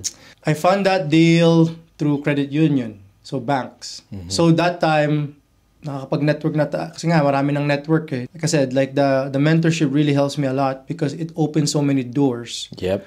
For the network of people that would like-minded people that has, like, connections. Yeah. So, that really boosts yung pool of network instead of like just talking to like family and friends. It opens up like with other fellow investors na nakakatulong. Like let's say, oh, you need a guy to do your mortgage. Yeah. Oh, I have a guy to this one. Or like I need someone to fix the roof. Oh, I have a guy for this one. Right. Yeah. Network is important. Network is really, really important. I cannot stress it out. Talking to people, talking to strangers. And then, by that time na yun nga, nirecommend nila ako sa credit union. And then I made like a really good relationship dun sa credit union. And then, na-pre-approve ako. Finan nila yung project. At the same time, they also, by that time, because it was like interest rates are like near zero. Yeah. Noong 2021, dinap nila yung rates, diba? Yeah. Everyone was nuts. Yeah. It was crazy. So, sabi nila, oh yeah, we can even fund you the renos. No way. Yeah, man. Oh, it was best. wow. It was good. I'm getting spoiled with my second deal because it was they cannot do that unless you have a good deal, right? Yeah. So the first burr was like I purchased it for 230, but yung after repair value niya is like right around like 370. Oh wow. It was a great deal. Yeah. So that's why Sa the area bank naman yun? sa may West End close to Polo Park. Oh, maganda din. Ashburn. Okay. Ashburn. Particular. Yeah. So they were saying sabi ng bank sa akin na, oh, I can give you funding for the purchase. 20% And the down. renovation. Plus the Holy renovation. shit. Right? Yeah. And then like, magkano yung renovation mo? It's like, oh, 50,000. Oh, we can able to give you 70,000. I was like, What? Oh, even take it. I'll So take hindi it. ka na kailangan nag-raise take ng it. capital? Not anymore, bro. Ah. I did raise a little bit. Not much para lang makompleto ko yung down payment because I still need 20% down, right? So I still raised the capital for the 20% down kasi nga that time wala pa akong pera nun kasi nga everything is going to the marketing. So yung sum of the 20%, let's say I would say 10% of the yung full purchase like yung purchase nun, Yeah. I still raise capital, which is I learned as well from The Sean. coaching, yeah. From the yeah, coaching. Yeah. And then yung how to do the JV, the promissory notes, you know all of that stuff, right? Yeah, Like yeah. that. So that's where I got learn all of started. that, yeah. So, nung nag-start ka na ba nito, did you feel like meron ka mga haters na hindi nagtiwala sa'yo? Yeah, like yung yung I would say first deal was actually like hindi naniwala sa akin is like my parents. My parents was like, what are you doing? Yun din ang ni Stephen Arnio, di ba? Kasi Right. your parents is the worst people you have to ask for money. Right. Kasi they're always scared about. They're always scared. Like, oh, Baliktad naman tayo. Ang parents ko, Yeah. ang pinakamalaki kong first investor. investor. Yung deal na yun. Right. Yeah. But as the time goes by, I'm proving na, oh yeah, I can do this.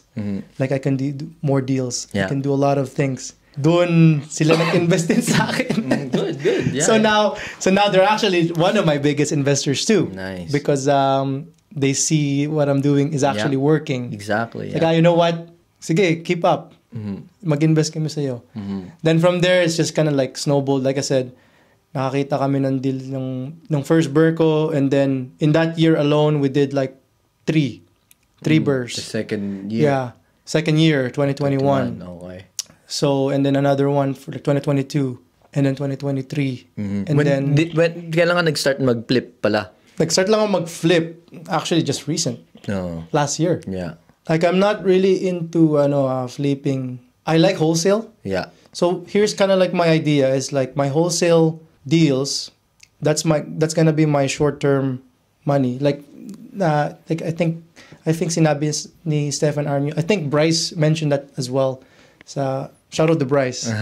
In terms of like your real estate side, like yung funds mo. Like you have a short term, medium term, and then your long term. So essentially your short term is like your wholesale deals, your referrals. Yeah. Your medium is like flips. Yeah. And then your long term is your rental. Yeah. But it's kind of like a hierarchy, right? You have to start. So for me, like I kind of like grab that idea, but kind of like tweak it a little bit different.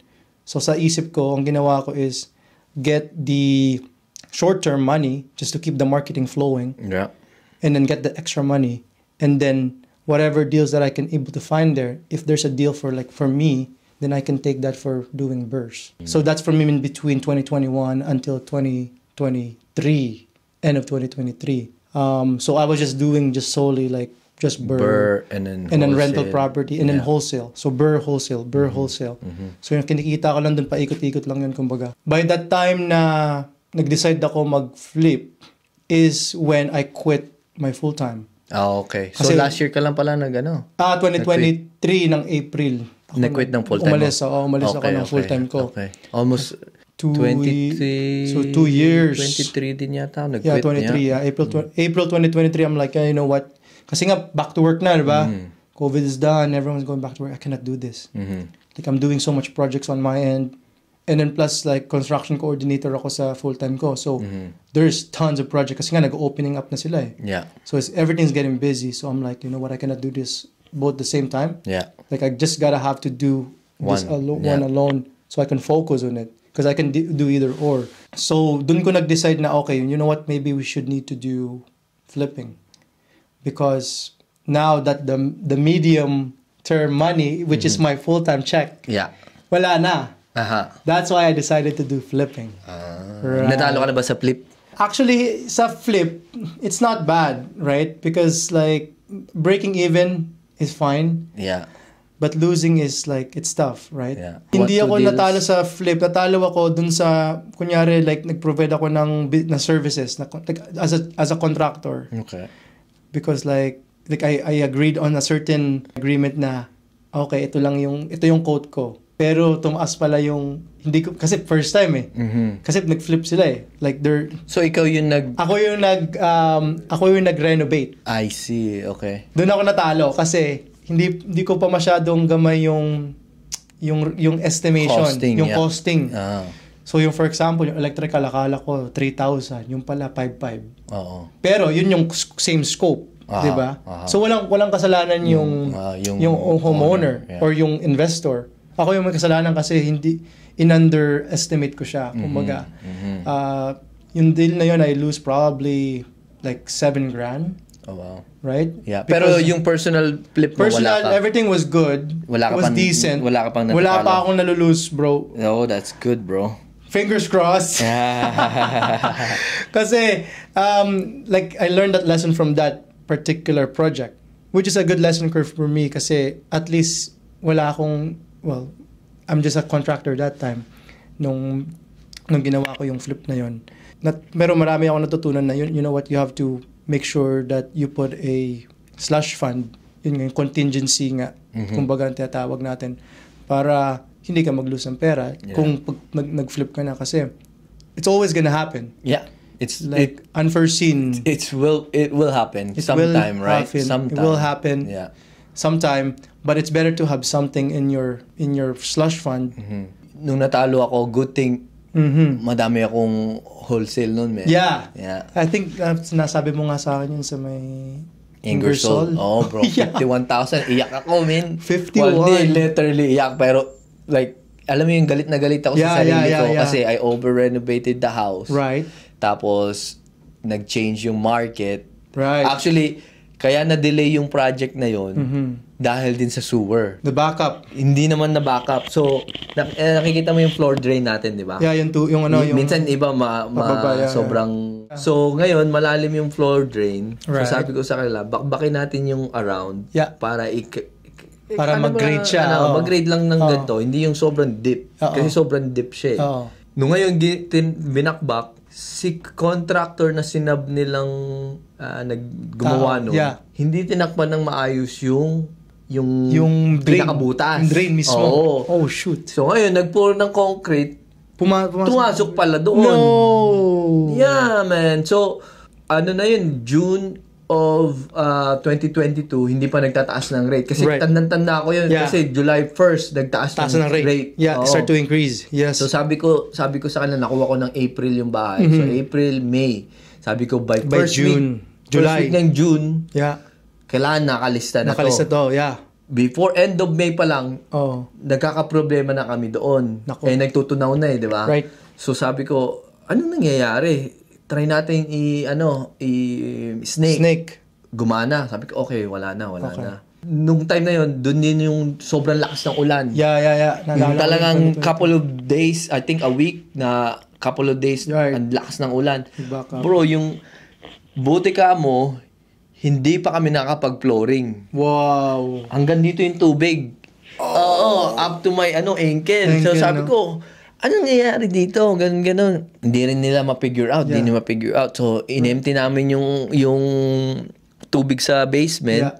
Ngayon, si contractor ko, yung talagang lead na contractor ko, sabi niya, bro, I think we fucked up. Sabi ko, what do you mean? Sabi niya, yung drain mo, merong semento. Sabi ko, get the fuck out of here, man. Yeah.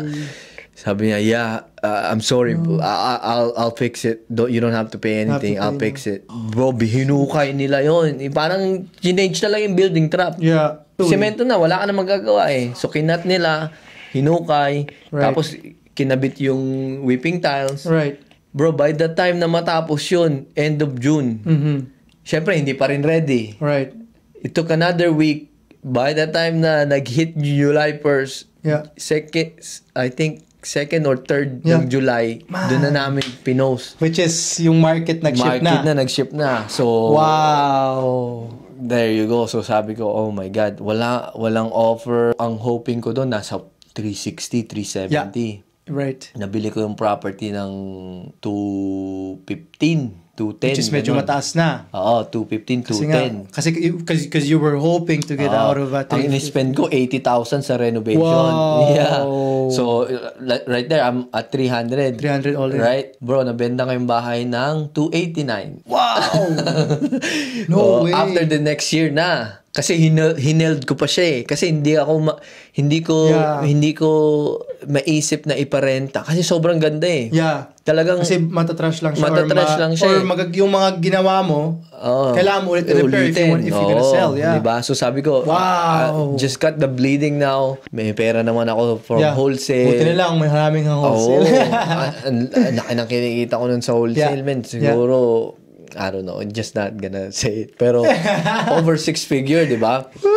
Tapos, sabi ko, let's just cut the bleeding. So, binenta namin ni DT in 289 before December of January ng 2023 na. Oh, okay. So, New Year's. New Year's. Kaya, and then the market is slow. 8 months, bro. The market is so slow that time. Yeah, so, yun ang pinaka-learning curve ko na sa flipping. After nun, di ako nag-flip for like a year and a half. Ako naman, kumbaga sa pinaka-rough ko nung na time, about the market shift din, actually. Kasi, nung binili ko yung, 2023 ng spring. So, the market already shifted, right? So, medyo nag-slow down yung real estate market. Yeah. So, on-market deals are popping out here and there. So, nakita ko dun yung fourplex dun sa may William. Right. Yun yung fourplex na renovate namin, napag-usapan natin before. But behind that, there was actually in terms of financing, nagkaroon na kami ng issue dun. Mm-hmm. So, si Steinbach, because we were at SEU, meron na kaming maganda relationship. But then, unfortunately, because the market shifted, and then the rates starting to go up, so they're trying to parang natatakot na sila, diba? So, they said no to the financing. So, that's okay. Meron naman akong financing clause dun sa, sa fourplex eh. Pwede pa ako mag-back out. No problem. If hindi no problem. We can still back out. Mm-hmm. Dun lang siya na-fucked up nung nag-reach out ako dun sa isang bank. Nakakilala ng isang kakilala, which is another credit union. And I was like, hey, we can able to fund you this deal. So, yun nga ginawa yung, the typical credit check and everything. Yeah, you're good to go. So, they give a letter. Approved na. Perfect. No problem. We removed the conditions. Everyone's happy, right? So, that was March. So, possession is June 1st, supposedly. Or March 27, or May 27, supposedly. Mga May 10, the guy get back to me, like the financer, like the credit union. They said, we cannot get you approved. Why? Unfortunately. Bakit? So, sabi nila na nag-absorb daw sila ng different credit union. Tapos, yung bagong parang higher ups, they were saying, we don't want to do this deal anymore. Oh, paano mo na-fund down? Ito ang problema, bro, diba? I already removed my financing condition. Yeah. So, it was sa market stressful. mo pa kasi nakuha siya, diba? Right. It was a decent deal because no one really was offering on that deal because it was rough house. Yeah. It was actually a drug house before. Yeah. So it was decent deal. It's just the funding is just the issue. Mm-hmm. Bro, I was messaging everyone. No one wants to fund because the market, everyone's scared because everyone is holding their money because natatakot yung mga investor. You never know what's gonna happen. So went private and then it was 1 week before possession. It was those are the sleepless nights, bro. No one wants to fund, and I only have a week left. Magkano yun? So that was $200K purchase price, right? So I have to come up with a $200,000 purchase price in a week. In a week, which is freaking short. Yeah. So, ang ginawa namin is we have to reach out back to the seller because like, sabi ko, wala na tayong choice. But we have to talk to the lawyers. Like, kumbaga sinabi ko na sa lawyer. Kasi nakapirma na kami ng documents eh. That's how advanced Close the na. stage is. Like, we know that we're gonna get funded but they backed out last minute. That's It was a crazy. last minute back out. Yeah. So, sinabi ng lawyer ko na, yeah, we can able to talk to them and see what we can do. We can give you an extension and then you can look for the funds yeah. in, let's say, another 30 days. Thankfully, they said yes. Oh, nice. I gave another deposit, which is labas na naman ng pera. Kasi nga, kailangan na ng another deposit just to make sure that I'm not gonna back out for sure. Right? So, pag nag-back out ako, then my deposit is right there stuck, right? So, hinanap ko yung private lender. The only problem is like so much fees. Yeah. Like, they have a lender's fee. They have like a consultation fee. Oh my God. On top of fee on a fee on a fee, essentially. So, but I don't have any choice. Yeah. They're the only ones who wants to lend me. So, pinasok ko yon through the private lender and then just like max out everything that I have. Credit cards, line of credit, everything that I can touch essentially. Kasi kailangan ko ayusin yung bahay eh. Kasi if not, it's just gonna stay stagnant. Yeah. And then I'm not gonna get my return. Right. So, on top of that, pregnant na si May noon that time. So, for her firstborn. And then I'm like, that was like the most stressful time I would say na... Nung binenta niyo naman siya, kumita kayo? Nung binenta namin, kumita kami. It was so good. Yeah? Yeah, it was so good. Like, we made like over like 6 figures. No way. Yeah. Yeah. Because it was, we got it really cheap and then we renovated. And then actually, funny thing, we weren't supposed to sell it. Oo nga. Kasi na-refinance na namin siya through SU because everything is fixed up. So SU was like, okay, it's all fixed up. We're gonna refinance it. Okay, sure. Perfect. Na-refinance na siya. Tapos, after 2 months later, my realtor that time came in. It's like, hey, do you want to sell your fourplex? I'm like, no. But if someone offers me $500,000, I'll take it. And then someone offered No way. $500,000. Holy shit. Yeah, bro. Yeah, bro. On William too. On William. Yes, sir. Oh, wow. So I'm like, they did the inspections and everything. Everything was good. They absorbed the tenants. And then I exit. No, wow. Yeah. There you go. Wild story, man. bro. It was a good story. Oh, wow. Yeah. Crazy. So man. I was, from the most freaking negative thing You ever. just have to, talaga eh. Kailangan mo talaga lang persist, eh. bro. Like, especially like the times where like we took the lending and everything, right? So yun yung parang unang medyo na ginhawaan na kami. Like, oh, salamat.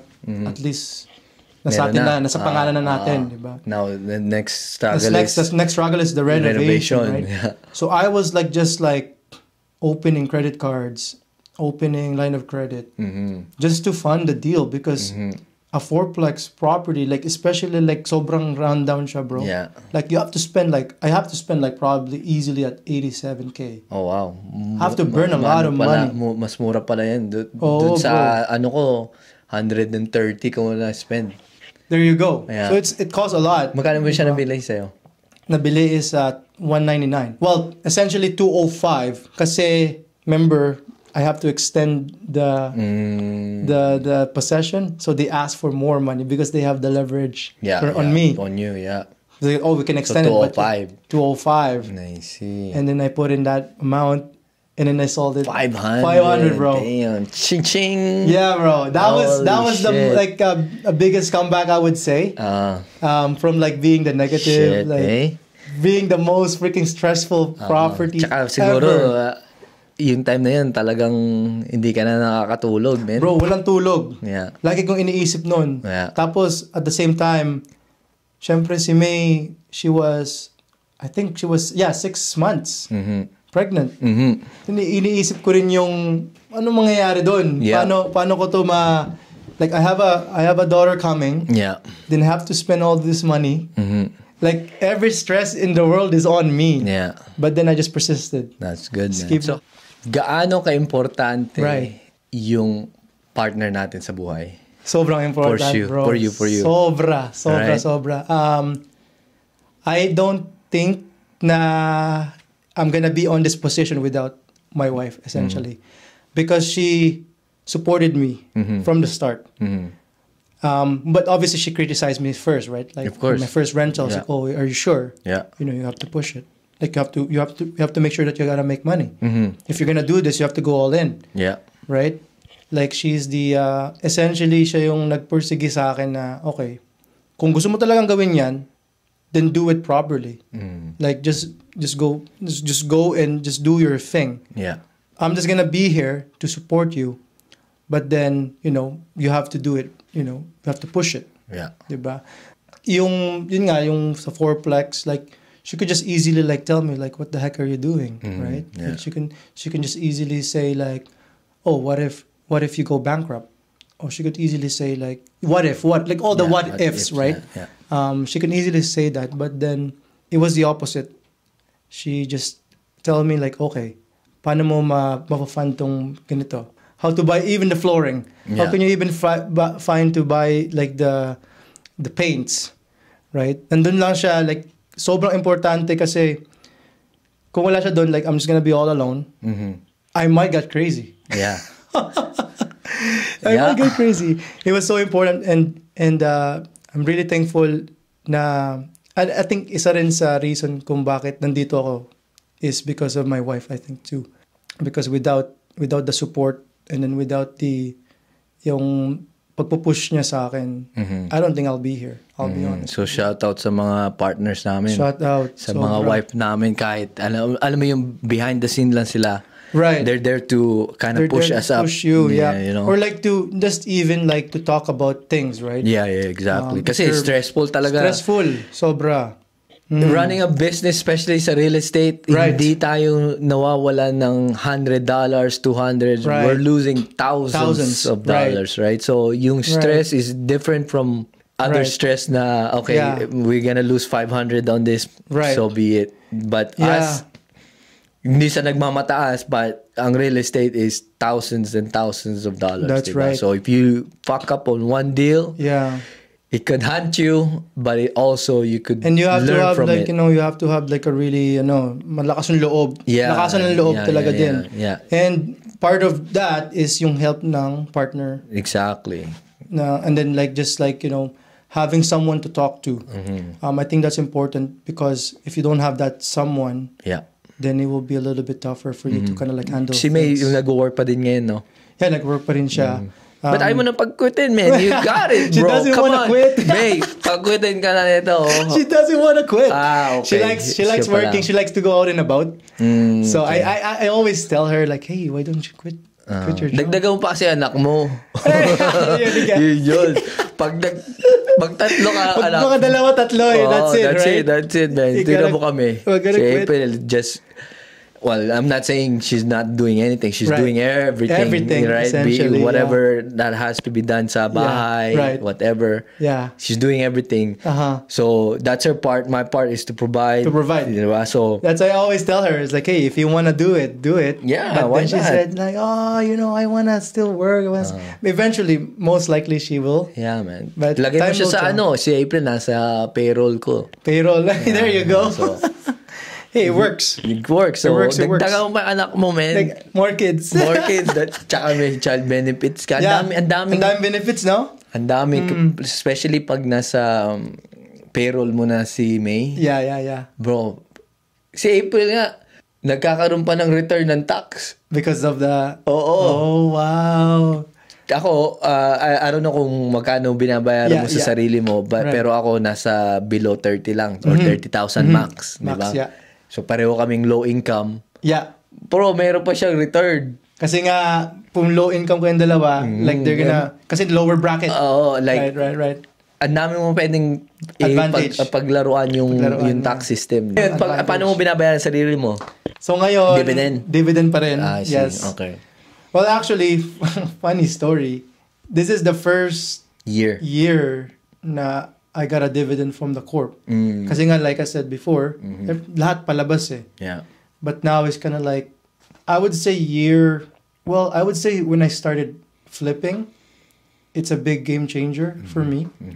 Especially this last year and then this year. was huge for me. Nakapagsimula na akong maglabas from the corp to myself. Yeah. Because before it was just like put it in the corp and then just keep it there. Same and here, then just bro. Like reinvest. last year was the first year na nag-cash out ako as a dividend. Right. And to be honest with you, yung cash na kinuha ko, yun yung ginamit naming pang-Hawaii ng mga family ko. Yun yung unang-una kong That's what I'm paycheck. gonna do. Yeah. This year, bro. I promise that to Meryl. Oh, yan na. Pag narinig niyo to, tito, tita, saan mo sila dadalhin? Mexico. Ayun, Mexico, let's go. Yeah. Or cruise, di ba? Diba? So, yung pera na kinuha ko, bro, I dumped it to Hawaii. Sabi ko, and money's gonna come back. Time is Exactly. not gonna come back, No, right? So, no. whatever. Sabi ko, do it. Sabi ni April, sure ka ba? Sabi ko, Let's sure do na it. sure. Sure na sure. Basta sa Oo. family, sure na Yeah, sure. like yun nga, well, that's the point of all of this working, right? Exactly. Bakit ba tayo ba't mo natin nagtatrabaho nagtatrabaho? ng sobra-sobra Sobra-sobra. kung hindi Diba? naman natin gagamitin? Ito nga pala, yung bibigay ko a story about this fourplex. So, nung nakita ko to, bro, it's the Right. same thing, man. Yeah, Meron ako nahanap ko to, right. and then meron akong partner na, sige, 50-50 tayo. Yeah. Ako So, 50-50 magpa-fund split, ng, right? ako magpa-fund ng financing. So down payment, everything essentially. Ako sa Mortgage. renovation. Right. Then ako mag-handle ng Right. tenants, ng manage Yeah. ng property. So working partner. Oo. Yeah. So, tapos, okay na. 2 weeks before possession, they said no. I said, Wow. yeah, they said, bro, I don't think we could do it. Ganun. So, doon din ako, Same thing. ito din yung Wow. property na to, na-stress out ako. Pero may vision na ako sa property na to na sabi ko, ang ganda nitong property na to, very unique. Right. 2 bedroom for each unit, up and down pa. Right. You know, so, sabi ko, ano kayang gagawin ko? Right. So, buti, yung ate ko, nandyan, wala pa silang bahay. Okay. Oo, so sabi ko, te, meron akong ipipresent sa yung deal. Kung hindi nyo tatanggapin, kayo na lang yung pinaka-stupid na tao sa makikita ko sa mundo. Okay? In-state up po Okay. sila kasi, Yeah. here's the deal. Right. Ilalagay nyo lang yung pangalan nyo sa mortgage. Sa mortgage. Yeah. That's it. Ako magre-raise ng capital for the down payment. Wow. Ako magre-raise ng capital for renovation. Wow. Ako lahat nag-raise. Ang ginawa lang nila, nag-sign. So sabi ko sa kanila, instead of renting, ito yung bahay na to, which pwede kayong tumira dito. Yeah. Instead na binibigay mo dun sa landlord nyo yung... Tenants. Kasi malaking Tenants sila building. dun, building na. Malaking Okay. building eh. Yeah, got it. Sabi ko, at least ito, we're building equity na. Right. Right? So sabi niya, oh, sige, okay naman yung bayaw ko, which is shout out to them na pumayag sila. Oo. So, na-close namin. Right. Ito nga, nung nakita mo, konektado siya sa basement namin, isa lang yung hagdanan, Entrance di ba? niya, So, no? kasi ako, kami nila April, nandun Yeah. pa kami sa tatay ko sa Belmont. Oh. Ang tagal namin doon. Ako ang huling umalis. Kahit may Okay. business na ako, kahit dalawa na yung anak ko. Yeah. So, nung lumipat mga ate ko dito, Right. sabi niya, hinihingkayat niya si April na, lumipat na kayo doon kasi, ang weird naman, iba yung kasama Iba yung namin. kasama sa tenant. Oo, Yeah. kasi makikita Tapos makikita sila. shared pa yung entrance or may sa likod. Oo. Eh ako, sabi ko, wag muna, ganun. Yeah. Tapos si April, sabi, ang dami-dami na natin binibiling bahay, ganyan. Tapos wala. Ilang beses na kayo. Alam mo yung side ng babae na, give me my space. So sabi ko, you know what? Sure. So, kami ang pinakahuling nag-move in dito kasi ito yung pinakahuling kong na-renovate kasi one each unit ako mag-renovate para kung mag-renovate and then rent them out. Renovate ito. Pumasok sila ate, renovate yung dulo. Right. Actually, yung katabi namin, kasi yung tenant sa dulo, yun ang pinakamatagal. Oo. Tapos ito, nung natapos yun, pumunta na dito. Kaya ito yung story nun sa apartment na to. Kaya nung umalis naman yung tenant ko doon, yung nagbaboy nung 3 months lang, meron isang Ukrainian na tumira, kaibigan nung Ukrainian na nandito. Yeah. Tapos, nung time na sabi ng tatay ko, sakit na ng likod. Nagko-complain na siya eh. Nagko-complain na sakit ng likod niya, ganun-ganun. Yeah. Sabi ko, tay, benta nyo na tong bahay kasi dalawa na lang sila eh. 1,500 square feet yung bahay nila. 13. Malaki. Oo. Sa kanila. 5 bedrooms. Kami yung kasama nila na matagal doon. Right. So sabi ko, dito na kayo. Okay naman kay ate ko na tumira sila dito. Sabi ko, hindi naman namin kayo sisingilin. Yeah. Dito na kayo. Doon na kayo. Oo. Ayun. Sabay retire. Wow. So, which I guess that's good. We're part of yung ano niya na napag-retire siya, which is very proud na ano mo yun, kahit may sarili kami unit, magkakasama pa rin kami. Tsaka, you know, yung cost of living nyo talagang bumaba na maigi. So there is a little bit of, actually, there is a lot of freedom in terms of like moving. Makapagbakasyon kayo. Exactly. Walang tao sa bahay. At least, nasa isang unit, nasa isang compound kayo. Nung nag-Toronto kami na April, dyan lang sila, tatawid lang sila. Pwede pag summer, tatawid lang doon. Dinner sabay-sabay, which is, you know. It's actually a good thing. Yeah. So, we're overtime, pero I love the conversation, bro. Yeah. Ito na mga rapid question ko sa'yo. Sure. Ano, how do you define success? I define success through the people I connected with. I always think about long term. I always try to find long term. I would like to find long term people with long term games. That's what I want to do. I think that's what the success for me what looks like. Kasi at the end of the day, those people will either gonna help you or remove you from your success essentially, right? So that's why I think that's what success finds for me is to have good people around me. Yeah. Wow. And bakit importante sa iyo ang freedom pala? Going back to the working stuff, like, you know, magkatrabaho ka, you're stuck there, right? You know, you cannot do much. You know, you don't have that freedom on moving things around. Or I think for me, the most important thing is, well, number one is like the financial freedom. Yes. Essentially. Amen. No matter how you think about it, especially sa culture natin, you're gonna be saying like, oh, pera lang yan, di importante yan. Or, oh, dyan lang yan. You know, they always think about that, right? But at the end of the day, kung wala kang financial freedom, mahihirapan kang gumalaw sa, essentially in your life. Tsaka tae ka sa ibang tao, 'di ba? Tsaka may stuck ka, 'di ba? You're not gonna able to, number one, provide sa family mo because you have limited amount of money, right? And then also at the same time, you cannot help other people, right? So I think the most important thing first is financial freedom, so you can free up your time, right? Then now you have more time. And then now you can do the things that you like to do. I think that's what freedom is for me. Same thing. I mean, sabi ko nga kay April, nag-usap kami.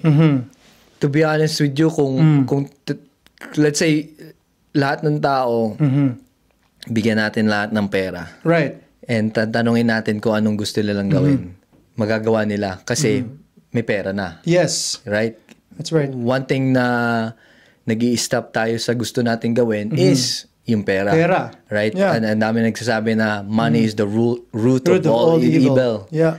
Which is not true. Not true at all. Right? So, kung may pera ka at may financial freedom ka, mas masarap at mas maluwag. Hindi nagsosolve ng lahat ng problema mo, but it does solve some of your problems. I would say 95%. 99%, di ba?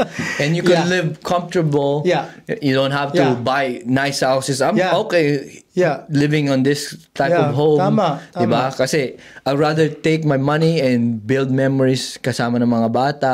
Di ba? So, that's the whole point of that, you know, the freedom. Like I said, exactly. Kahit na yun, and that's the exact point. That's why we're working so hard to get that money for us to have more time for our family, for our kids, for our partners. Yeah. Right? And for me, that's kind of like the true meaning of freedom. Yes, but sir. you have to make money. Yeah. You have to take action. Have to take action. Make money. Get that, you know, fund for yourself, and then you have to make. So, ano ang lastly ang advice sa mga taong nanonood na you know they're still not stuck at their 9 to 5 that they want to go out? I mean, like, okay, well, for me, I would say just to take the leap of faith, I would say. No matter where you're at in your life, it's not going to be perfect. The timing will not be perfect. Even you're working like, $17 per hour, $20 per hour, $100 per hour. It doesn't matter. What matters is the action that you're doing now that will have benefit to you afterwards. Because usually there's a delay there. Hindi siya basta-bastang makakakuha in about 20 days, let's say. It usually takes, realistically, maybe 5 years. For example, for us, our first dividend was like 5 years later. Yeah. Right? Yeah. It's a lot of pain. It's a lot of... I actually could take money out of the corp, pero I choose not to kasi gusto ko pa siyang i-reinvest. Reinvest. Yeah, but like, that's the thing, right? That's the point, is like you don't want to take that in first for yourself. Yeah. But you have to be mindful, like, okay, I can reinvest this until I got enough money so I can kind of like put it back to myself and do whatever, right? You're right. So I think that's the biggest thing, is like, or my suggestion sa mga taong like they're still stuck, is just to take action. Like that's the best thing that you can ever do to yourself. And even you fail, right? Even you don't succeed na kunyari, oh, I have a business idea, but then it didn't work out. Succeed. Right? At least you tried. Yeah. Because most people... Yun yung sinasabi ko kay Ebert, sa mga tao na lahat tayo hindi equipped to become an entrepreneur. That's pero hindi mo malalaman kung pwede ka ba sa mundo na to ng entrepreneurship kung hindi mo susubukan. Yes. Right? And like, in reality, not everyone wants to be in this position. Correct. And I understand. Yeah. And I respect that. Yeah. If you want to do 9 to 5, I respect it. If you want to do the entrepreneur, I respect that too. Right. But it comes down to what you really want to do in life. Exactly. Gusto mo ba ng freedom? Right. The freedom is in the freedom is essentially in having businesses or owning a businesses. Correct.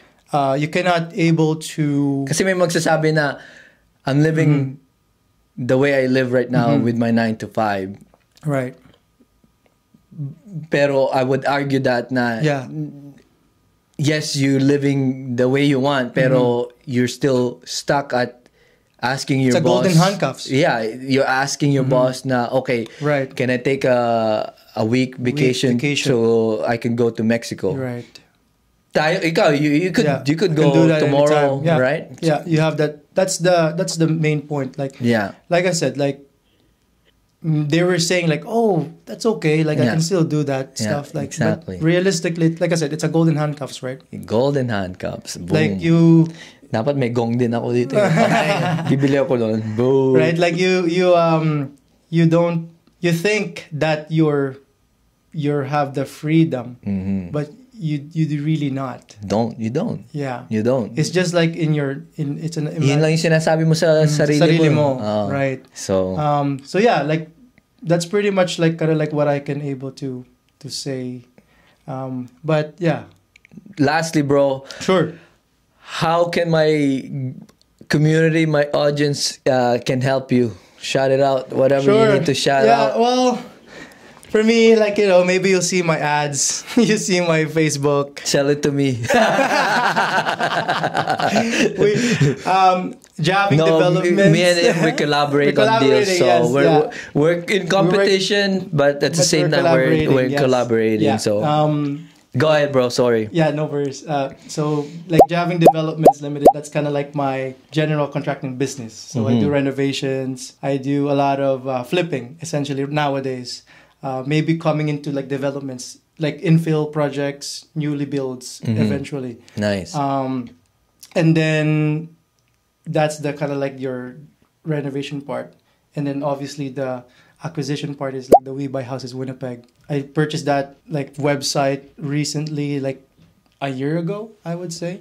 Nice. So that's kind of like where I get my off-market deals, and then how I find the wholesale, like how can I wholesale it, or I can keep it for me to flip.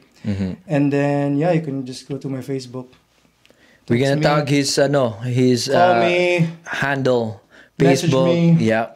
Whatever that you guys do. I'm happy to connect with like-minded people, just to talk, about business and talk about like mindset in general. Yeah. All right. Well, thanks for tuning in to the Real Hustle Show. Stay grinding. And if you find any value in this episode, please don't forget to share with your family and friends. And stay hungry. Let's go. Thanks, bro. Thank you, bro.